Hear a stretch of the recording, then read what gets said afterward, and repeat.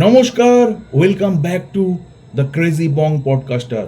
আজকে আমরা আমাদের স্টুডিওতে পেয়ে গেছি একজন খুবই কুখ্যাত কবিকে, যার কবিতা শুনে কান দিয়ে রক্ত বেরিয়ে আসে।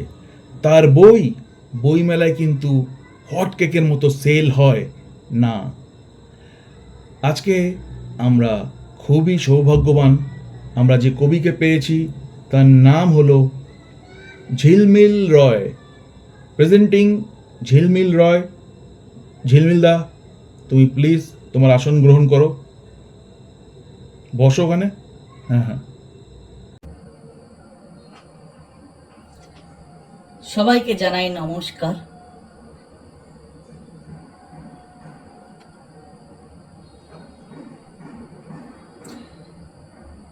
সবাইকে নমস্কার জানিয়ে আমি আমার এই পডকাস্ট শুরু করছি তোর সাথে।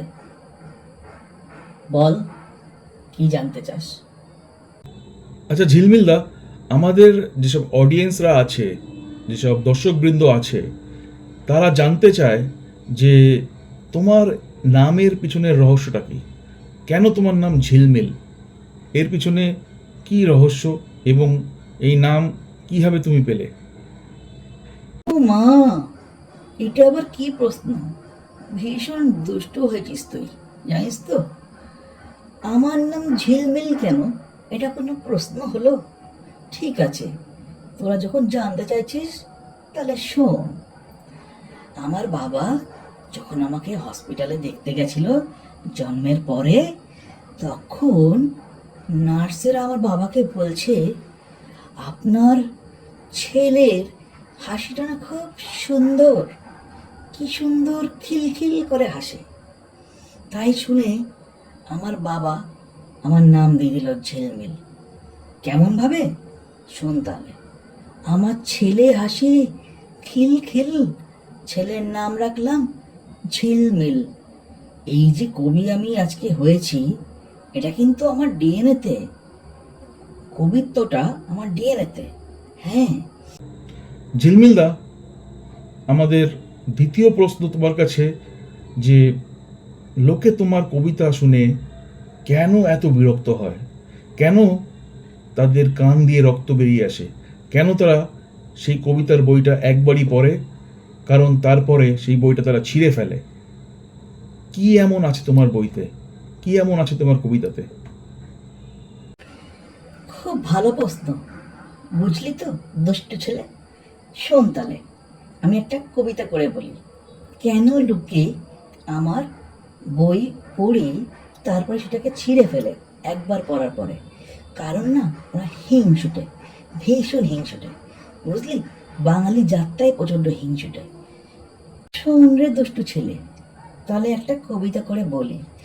এই কবিতার মধ্যেই না তুই তোর প্রশ্নের উত্তরটা পেয়ে যাবি।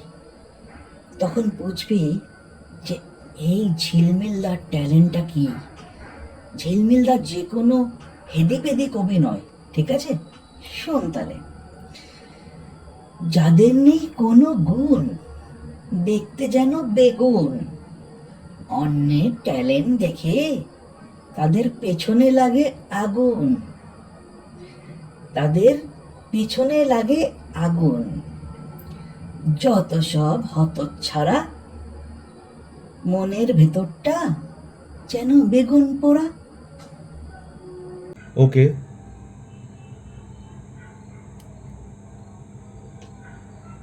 এই দুষ্টু ছেলে, শোন না, আমার পোশাক টোশাক ঠিক আছে তো? আবার এই ক্লিভেজ ফ্লিভেজ দেখা যাচ্ছে না তো? বাবা, বাইরে যা দুষ্টু ছিলে, তুই বা কম যাস কিসে? হ্যাঁ হ্যাঁ, তো ঝিলমিলদা, কোথাও আমি তোমার একটা ইন্টারভিউতে পড়ছিলাম যে তুমি নাকি যে কোনো একটা ওয়ার্ড দিয়ে সঙ্গে সঙ্গে স্পন্টিনিয়াসলি একটা কবিতা লিখে দিতে পারো। তোমার মধ্যে নাকি এতটাই ট্যালেন্ট। তা আজকে আমি তোমাকে একটা ওয়ার্ড দিচ্ছি, একটা শব্দ দিচ্ছি, সেই শব্দ দিয়ে একটা কবিতা লিখে দেখাও দেখি, ইমিডিয়েটলি, অন দ্য স্পট। আমার ছোট ভাগ্নি, তার নাম লতু, কিছুদিন পরেই তার অন্নপ্রাশন। সেই লতুর নাম দিয়ে একটা কবিতা লিখে দেখাও দেখি, কেমন পারো। ও মা, কি সুন্দর নাম রেখেছিস, লতু, বাহ, তা এই কবিতাটা কেমন লাগবে বলতো লতুর জন্য? লতু, লতু, লতু, তুমি কি খাবে একটু গোলা ছাতু? তুমি না বড্ড ভীতু, একটু আওয়াজ পেলেই বিছানায় করে দাও মুতু। লতু, লতু, লতু, তোমার গায়ে হাত দিলেই তোমার লাগে কাতু কুতু। লতু, তুমি কেন এত ভীতু? কেমন হয়েছে? পছন্দ হবে তো? আচ্ছা, এইবার আমরা একটা গেম খেলবো, ঠিক আছে? গেমটা হলো এরকম যে আমি তোমাকে তিনজন ইউটিউবারের নাম বলবো এবং তাদের নাম দিয়ে তোমাকে কিছু একটা ছড়া বানিয়ে শোনাতে হবে। ইমিডিয়েটলি বানিয়ে শোনাতে হবে, ঠিক আছে, আমাদের দর্শকদের জন্য। তোমাকে ছড়া করতে হবে: নাম্বার 1 দ্য বঙ্গাই, নাম্বার 2 সিনেবাপ, নাম্বার 3 নাইটি বৌদি মানে স্যান্ডি সাহা। এদের তিনজনকে নিয়ে তোমাকে ছড়া করে শোনাতে হবে। Are you ready?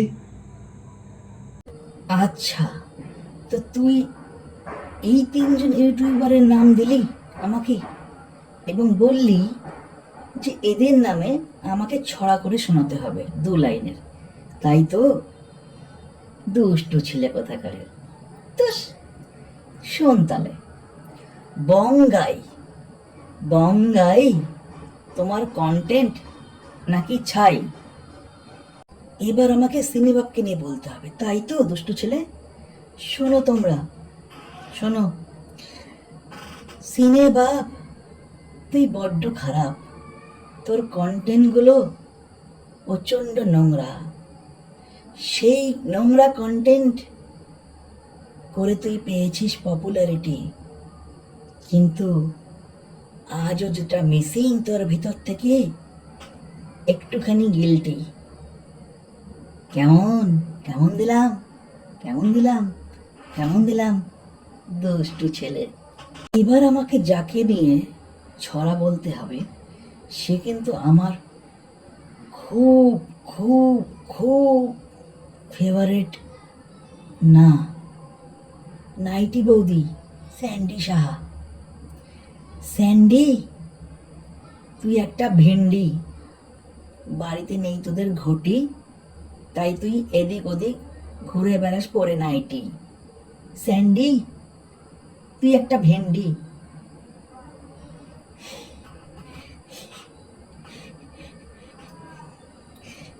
কেমন কেমন কেমন কেমন দুষ্টু ছেলে, দিব না একটা টুস করে? ঝিলমিলদা, এই কথাটা বলো যে ওই যে মাস দুয়েক আগে তোমাকে পুলিশ অ্যারেস্ট করলো, কি নাকি তুমি এমন কন্ট্রোভার্সিয়াল কবিতা লিখেছিলে, তার জন্য নাকি তোমাকে অ্যারেস্ট করলো। কি ছিল সেই কবিতাটা, আর কেনই বা তোমাকে অ্যারেস্ট করেছে? শোন রে দুষ্টু ছেলে, তুই আমাকে জিজ্ঞেস করেছিস যে আমাকে কেন পুলিশ ধরে নিয়ে গেছে, তাই তো? দর্শক তোমরাও শুনে নাও, দর্শক তোমরাও শোনো। আমি আজকে এই কারণটা রিভিল করছি। আমাকে পুলিশ এই জন্যই ধরে নিয়ে গেছে কারণ আমি একজন ধারালো কবি। আমার লেখার ধারে শুধু মানুষ নয়, সরকারও আহত হয়, রক্তাক্ত হয়। তাই যখন আর্যিকর হয়েছিল তখন আমি আমার কলমকে অস্ত্র হিসাবে বেছে নিয়েছিলাম আর লিখেছিলাম, সরকার তোমাকে জানাই ধিক্কার, কবে হবে বিচার, চায় না আর একটাও আর্যিকর। সরকার তোমাকে জানাই ধিক্কার। এই কবিতাটা জানি না কিভাবে খুব ভাইরাল হয়ে গেছিল, আর তারপরেই যা হওয়ার তাই হলো, আমাকে কোমরে দড়ি পরিয়ে নিয়ে গেল শ্রীঘরে।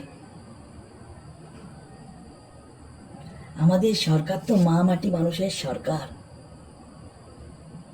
মা মাটি মানুষের সরকার। আপনাদের সবাইকে নমস্কার। আপনাদের ছাড়া জীবনটা বড়ই বেকার। আপনারা হলেন অক্সিজেন, আপনাদের সবসময় পাশে দরকার। ভুল হয়েছে আমার, ভুল হয়েছে, ক্ষমা করে দিন আমাকে। আর লিখবো না কবিতা আমি আপনাদের বিরুদ্ধে। শোনো না ঝিলমিলদা, তোমাকে একটা রিকোয়েস্ট, প্লিজ আমার এই চ্যানেলটার ব্যাপারে একটু যদি প্রমোশন করে দিতে। তোমার যা পপুলারিটি, আই মিন তুমি যা নটোরিয়াস, তা আমার মনে হয় যে লোকে তোমার কথা শুনবে। তো আমার চ্যানেলটা যদি একটু প্রমোশন করে দিতে, একটু চ্যানেলটার ব্যাপারে একটা কবিতা করে বলে দিতে লোককে, একটু লাইক, সাবস্ক্রাইব, শেয়ার ফেয়ার করার জন্য, তাহলে আমার খুব উপকার হতো। কারণ আমার চ্যানেলে তো সাবস্ক্রাইবার খুব কম, বুঝলে তো ঝিলমিলদা, একটু ভাইয়ের উপকার করো প্লিজ। দুষ্টু ছেলে, তুই তো চ্যানেলের একটা প্রমোশনাল কবিতা আমাকে লিখে দিতে বলছিস। ঠিক আছে, আমি লিখে দিচ্ছি। এখানে বসেই লিখে দেওয়ার কি দরকার? আমার মাথা হলো সুপার কম্পিউটার, লেখালেখির কোনো দরকার নেই। ফালতু ফালতু কেন কাগজ নষ্ট করবি? We must go green, right? We must go green.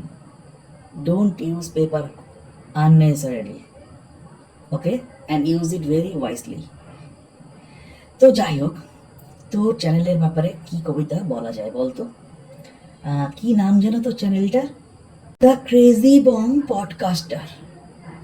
নামটা বেশ চমৎকার, ছেলেটাও সুন্দর, কথায় আছে বেশ ধার, লোকের করছে উপকার, বানাচ্ছে কন্টেন্ট চমৎকার। দয়া করে আপনারা করবেন লাইক, সাবস্ক্রাইব, শেয়ার। ছেলেটার আর চ্যানেলটার হবে একটু উপকার, চলবে তো? এই দুষ্টু ছেলে, শোন না, বলছি এই ভিডিওটা তৈরি হয়ে গেলে না আমাকে পাঠাস, কিন্তু লিঙ্কটা শেয়ার করিস। আমি আমাদের যে LGBTQ কমিউনিটি আছে না, সেখানে এই ভিডিওটা শেয়ার করব। এটাই তো আমার প্রথম পডকাস্ট। কেউ ডাকে না রে আমায়, কেউ পাত্তা দেয় না, কেউ বোঝে না আমার ট্যালেন্টটাকে। ভিতর থেকে না একটা যন্ত্রণা, কষ্ট কেমন যেন কামড়ে কামড়ে ওঠে। নিজের ট্যালেন্টের রেকগনিশন পাই না রে, কেউ দেয় না রেকগনিশন। যাদের ভিতরে কিছু করে দেখানোর কীরা থাকে না, পোকা থাকে না, তাদেরই কষ্টটা হয়। তারা প্ল্যাটফর্ম খোঁজে, তারা একটু রিকগনিশন খোঁজে, একটু অ্যাপ্রিসিয়েশন খোঁজে, একটু হাততালি খোঁজে। একটা শিল্পীর এটুকুই যথেষ্ট। শিল্পী টাকার আশা করে না, টাকার আকাঙ্ক্ষা করে না। শিল্পী চায় সম্মান তার শিল্পের জন্য। যাই হোক, খুব ধন্যবাদ রে দুষ্টু ছেলে আমাকে এই প্ল্যাটফর্মটা দেওয়ার জন্য। আশা করব তোর চ্যানেলটা অনেক বড় হবে, তুই মানুষের মতো মানুষ হবি, আর এই চ্যানেলে একদিন 1 লক্ষ, 2 লক্ষ, 3 লক্ষ, 50 লক্ষ সাবস্ক্রাইবার হবে। কারণ তুই যাদের কথা ভাবছিস তাদের কথা কেউ ভাবে না, তাদের কথা কেউ শুনতে চায় না, তাদেরকে কেউ কোথাও ডাকে না। এখন আমি একটু এরকম, তাই জন্য লোকে আমাকে খিল্লি করে। কেন বলতো? কেন? এই পৃথিবীতে তো সবারই সমানভাবে বাঁচার অধিকার আছে। এই পৃথিবীটা তো সবার, তাই না? এখন কেউ যদি গে হয়, লেসবিয়ান হয়, তার মানে সে কি কোনো ক্রাইম করে ফেললো? তার বাঁচার অধিকার নেই? তার সমাজে ঘুরে বেড়ানোর অধিকার নেই স্বাধীনভাবে? ধন্যবাদ, অনেক ধন্যবাদ রে দুষ্টু ছেলে আমাকে ডাকার জন্য। বন্ধুরা, আমাদের পডকাস্টটা এখানেই শেষ। পডকাস্টটা শেষ করার মুহূর্তে আমি হাত জোর করে ঝিলমিলদাকে থ্যাংক ইউ জানাতে চাই তোমার এই মূল্যহীন সময় আমাদেরকে দেওয়ার জন্য, এবং তোমার মূল্যহীন বক্তব্য, চিন্তা ধারণা আমাদের সাথে শেয়ার করার জন্য। আবার একটা কন্ট্রোভার্সিয়াল কিছু করো, কন্ট্রোভার্সিয়াল একটা কবিতা লেখো, তোমার নাম খবরের কাগজে উঠুক, তারপর নিশ্চয়ই আবার আমরা একটা পডকাস্ট করব, আবার তোমাকে ডেকে পাঠাবো, ইনভাইট করব। বন্ধুরা, তোমরা কিসের জন্য ওয়েট করে আছো? তোমরা যাও ফটাফট লাইক শেয়ার সাবস্ক্রাইব করো আর অন্যদেরকে শেয়ার করো ভিডিওটা। মজা হচ্ছে নাকি আর কি হচ্ছে, কতবার বলবো? চাও না ইউটিউবে এসে কি করতে হয় ভিডিও দেখার পরে?